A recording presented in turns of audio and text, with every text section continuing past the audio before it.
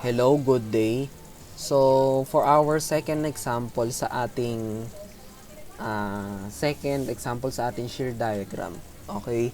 So, we have this setup. Okay? So, dito, meron tayong concentrated moment as you notice. So, we have this 40. So, wag kayong matakot to take in that situation. So, it's the same as we have point load in the simple examples. So, ganun pa rin ang una nating gagawin. Okay? So, we take summation of moment. So, magmo-moment ako kay R2. Ako kasi, pag ako nagmo-moment ako, yung dikit yung support dun sa ending. Hindi ko prefer mag-moment sa ganitong setup na may nakabitin pa. So, dito ako sa dulo. Okay?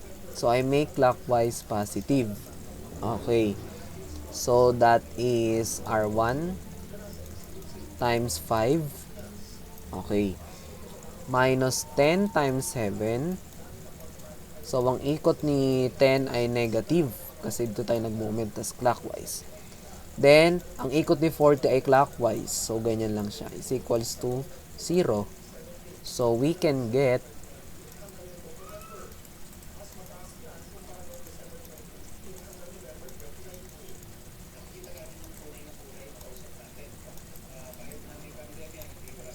we have 6 as value of our R1.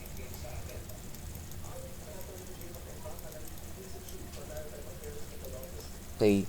So, summation of forces, vertical ka na lang.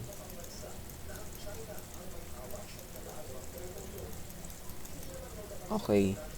So, we have R1 which is 6. Okay, 6 plus R2 is equals to 10. So, system of equations lang yan. So, we have R2 is 4 kilonewton. Okay? So, that is also upward. Okay? Next is the cut section method para sa ating shear and moment diagram. So, ano yung uunahin natin sa part na to since nagka-cut section tayo? So, obviously, 10 lang. Okay? So, 10. So, that will give me or as negative 10 kilonewton. So, pababa kasi siya. Ayun ang ating convention. Pababa, negative, upward, positive. So, ang next nating diagram or cut section is we have this 10. Then, ano yung na-compute natin na loading kanina? We have 6 kilonewton.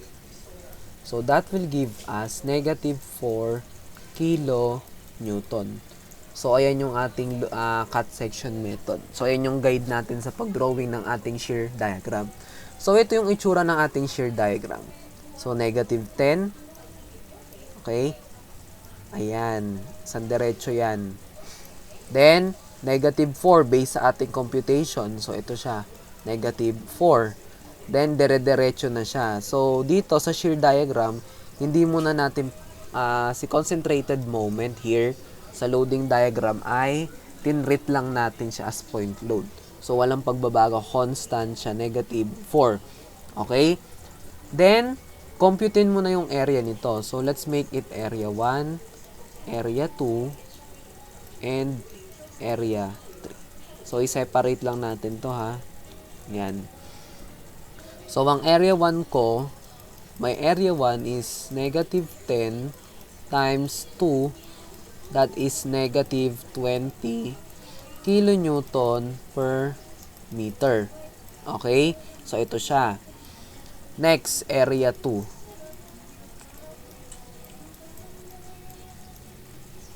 So, that is negative 4 times 3.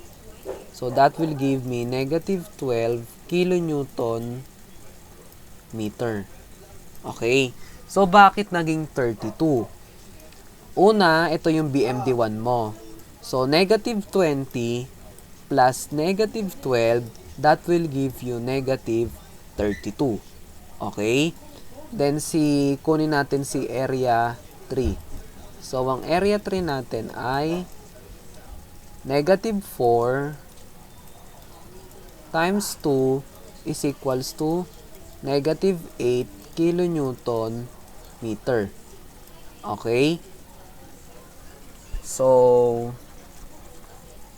si negative 32, kanina ha, kapag may concentrated moment kagaya nito, so andito ang loading mo ay 40, di ba? So, balik tayo do sa question. So, ayan, 40, hindi ko lang nailagay yung 40. Okay. So, si 40, negative 32 plus 40, that will give me 8. So, ito siya. Umangat siya dito. Dito sa part na to. Okay, ayan na. Umangat siya dito. Ayan no. 8 kilonewton meter. Then, 8 kilonewton meter plus yung area 3 natin, which is negative 8, that will give us 0. So, tama ang ating solution. Okay? So, yan yung itsura ng kanyang shear and moment diagram. Okay?